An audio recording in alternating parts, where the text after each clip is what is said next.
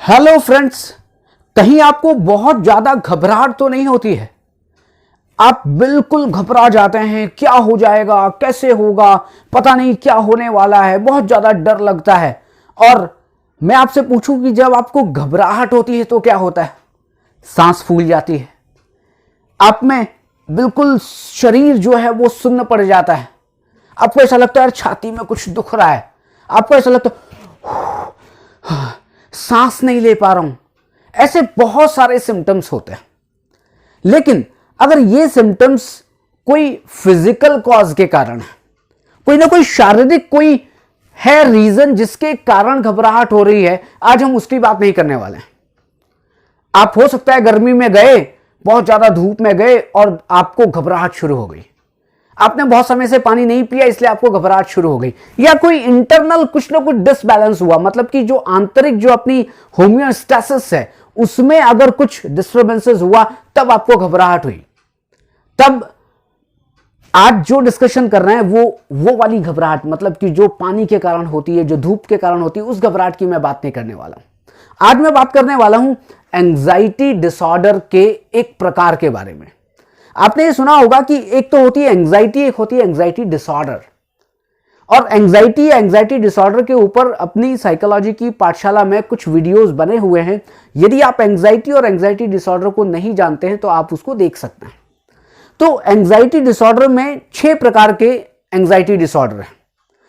PTSD मान लें, GAD मान लें, ओसीडी मान लें, पैनिक डिसऑर्डर मान लें, फोबिया मान लें, एक्टिव स्ट्रेस डिसऑर्डर मान लें, ये सारे के सारे एंजाइटी डिसऑर्डर्स हैं। और आज हम बात करने वाले हैं पैनिक डिसऑर्डर के ऊपर। पैनिक का मतलब क्या होता है? आपको अगर आप कभी दोस्तों के साथ जाएं, अरे तू ज्यादा पैनिक मत हो, अरे तू ज्यादा पैनिक मत किया कर, मतलब कि तू घबराया मत कर, तू पैनिक मत कर, तू परेशान मत हो। आपने अपने दोस्तों के साथ ऐसे शब्द जरूर सुने होंगे या आपने खुद भी उन शब्दों को यूज किया होगा। लेकिन मैं बात कर रहा हूं कि एक जो घबराहट ऐसी होती कि जो बिल्कुल बहुत ज्यादा मतलब कि आप सोच ही नहीं सकते कि इतनी ज्यादा घबराहट होती है। और उस घबराहट में आपको कुछ भी पता नहीं लगता, और उस घबराहट में आपको कभी कभी ऐसा लगता है हो मैं मर ना जाऊं, क्या हो गया, मैं मर ना जाऊं, कहीं ऐसा हो ना जाए कि मैं मर जाऊंगा, क्या हो जाएगा, अरे मैं कहीं बेहोश ना हो जाऊं, अरे ओ हो मैं पागल ना हो जाऊं। ऐसी सिचुएशन आती है और उस सिचुएशन को कहते हैं पैनिक डिसऑर्डर। मतलब पैनिक डिसऑर्डर का मतलब है घबराहट का दौरा, पैनिक डिसऑर्डर का मतलब है घबराहट का अटैक। लेकिन घबराहट कौन सी? जो पानी पीने से ठीक नहीं होगी, जो तुरंत ठीक नहीं होती। घबराहट का मतलब है कि 10 मिनट में, आप ये मान के चले कि 10 मिनट में घबराहट का दौरा इतना ज्यादा, मतलब घबराहट की इंटेंसिटी इतनी ज्यादा हो जाएगी कि आपकी हालत खराब हो जाएगी। क्या हो सकता है घबराहट के दौरे में? देखिए, घबराहट के अगर आप दौरा देखें तो घबराहट के जो सिम्टम जो आपको होते हैं, चाहे वो गर्मी के कारण हो, चाहे वो किसी भी कारण हो, वैसे ही यही भी घबराहट के सिम्टम्स यहां भी हैं। जैसे कि शॉर्टनेस ऑफ ब्रेथ, आपकी जो सांसें हैं वो उथली चलने लगती हैं। कभी आपको लगता है अरे सांस रुक तो नहीं रही है, मतलब कि सांस लेने में आपको दिक्कत आ रही है। फिर आप बात करें इंक्रीज्ड हार्ट पल्पिटेशन, कि आपकी जो हृदय की जो धड़कन है वो बढ़ रही है। तब जब आपको घबराहट होती है, बल्कि मैं कह रहा हूं कि जब आपको घबराहट का दौरा होता है। और हम बात किसकी करने वाले हैं? Panic disorder. और पैनिक डिसऑर्डर क्या है? घबराहट का दौरा, बहुत ज्यादा घबराहट। फिर आप बात करते हैं चेस्ट पेन। अरे मुझे पेन तो नहीं हो रहा है, मुझे पेन हो रहा है, मुझे ऐसा लग रहा है कि यहां पे कुछ ना कुछ भारी भारी हैवीनेस फील हो रहा है। फिर कहते हैं चोकिंग सेंसेशन, हो सांस रुक गई है। घबराहट में क्या होता है, कभी कभी अरे मेरे को सांस ही नहीं ली जा रही है, मैं क्या करूं, मुझे कुछ समझ नहीं आ रहा है। फिर क्या हो सकता है? नमनेस, कि आपको लगता है शरीर या उंगलियां या पूरा बॉडी, अरे मेरी बॉडी सुन्न हो रही है, बिल्कुल ठंडी पड़ रही है। फिर हो सकता है नोजिया, कि कभी कभी घबराहट में मिचली आती है, उल्टी की शिकायत हो जाती है। स्वेटिंग, बहुत ज्यादा पसीना आता है। फेंटनेस, कभी आप बेहोश हो जाते हैं। और फिर डिजीनेस, मतलब कभी कभी अरे मुझे चक्कर आ रहे हैं।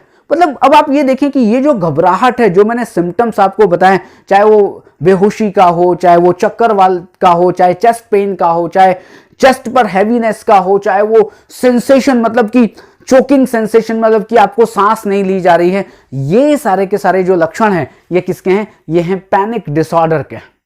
और पैनिक डिसऑर्डर क्या है? एंजाइटी डिसऑर्डर का एक प्रकार है। अब लेकिन पैनिक डिसऑर्डर जब होता है ना, उसकी 3 आपको चीजें होती हैं, मतलब कि आपको 3 विशेषताएं। ये जो सिम्टम्स हैं, ये जो आपको दिखाई दे रहे हैं बोर्ड पे, ये सिम्टम्स किसी भी समय हो सकते हैं। हो सकता है रात को आपको पैनिक अटैक आ जाए, हो सकता है दिन में आ जाए, हो सकता है सुबह आ जाए, हो सकता है नहाते वक्त आ जाए, हो सकता है पोटी जाते समय हो जाए, कभी भी पैनिक अटैक आ सकता है। मतलब कि समय निश्चित नहीं है, कभी भी आ सकता है। और दूसरा, कहीं भी आ सकता है। आप मार्केट जा रहे हैं, आपको पैनिक अटैक आ जाए। अटैक मतलब यहां पर अटैक जो वर्ड है वो हार्ट अटैक नहीं है। पैनिक अटैक का मतलब है कि आपको जो घबराहट का दौरा आ रहा है, घबराहट का दौरा मतलब ये सारे के सारे जो सिम्टम्स है ये आपको फील हो रहे हैं। आप मार्केट जा रहे हैं तो वहां पर आ सकता है, आप स्कूल जा रहे हैं तो आ सकता है, आप कहीं ना कहीं कॉलेज जा रहे हैं तो आ सकता है, या ऑफिस में आप बैठे हैं तो पैनिक अटैक आ सकता है। तो पैनिक अटैक का कोई भी जगह, कोई भी समय हो सकता है। और ये जो पैनिक अटैक है वो अनएक्सपेक्टेड है। मैंने क्या कहा? अनएक्सपेक्टेड, मतलब कहीं भी, कभी भी, किसी भी समय। तो इसे कहते हैं पैनिक अटैक के लक्षण। अब दूसरी चीज यहां पर है, एक होता है पैनिक रिएक्शन, पैनिक अटैक, और दूसरा होता है पैनिक डिसऑर्डर। अब यहां पर आप लोग कहते हैं कि साहब पैनिक अटैक और पैनिक डिसऑर्डर एक है, या पैनिक रिएक्शन और पैनिक डिसऑर्डर एक है। नहीं, एक नहीं है। देखिए, जब आपको ये घबराहट का दौरा पड़ा और घबराहट के दौरे पड़ने के बाद आपको 10 मिनट में वो घबराहट का दौरा बहुत ज्यादा, मतलब बिल्कुल घबराहट बहुत ज्यादा हो गई, और आप लगभग 1 घंटे में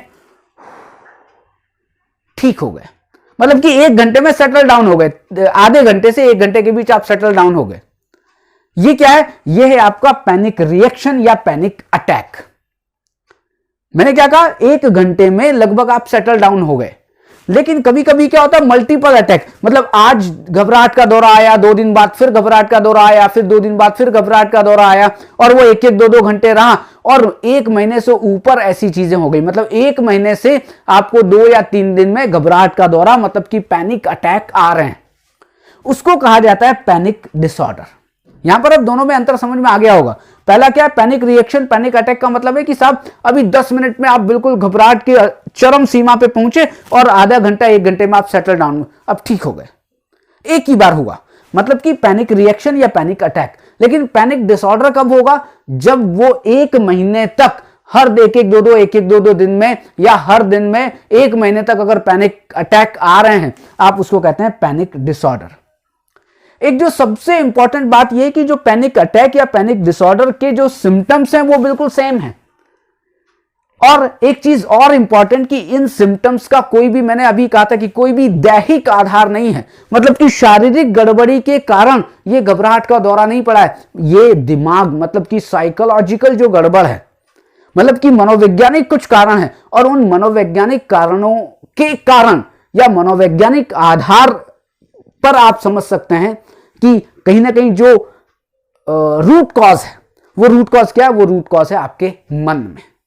तो ये है आपका पैनिक अटैक, ये एंजाइटी डिसऑर्डर का एक प्रकार है। तो मैं ऐसा मान के चलता हूं कि आपको समझ में आ गया होगा। और ये फीमेल में ज्यादा होता है, एक बात। और दूसरा, जो एडोलेसेंट की जो एज होती है, एडोलेसेंट की एज मतलब यह हम मान सकते हैं कि जो लगभग 12 साल से 25 साल के जो लोग होते हैं, उनमें ये पैनिक अटैक के सिम्टम्स ज्यादा देखने को मिलते हैं।